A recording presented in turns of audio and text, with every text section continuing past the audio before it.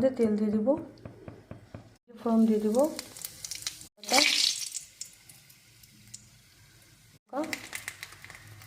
গরম মশলা, কাঁচা লঙ্কা আর পেঁয়াজ,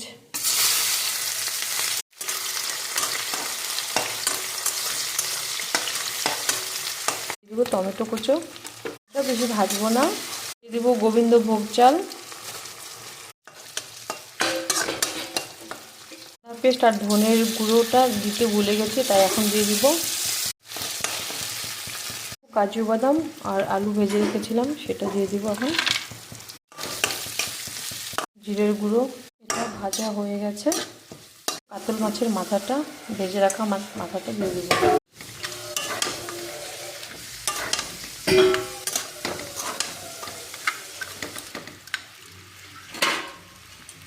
দিয়ে দিব এখন জল। আমি এখন ঢেকে দিব। একটু ঘি দিয়ে দিব, দিয়ে দিব গরম মশলা গুঁড়ো। মুড়িঘণ্ট রেডি। যার ভালো লাগবে লাইক কমেন্ট সাবস্ক্রাইব করে দিবেন। Thank you.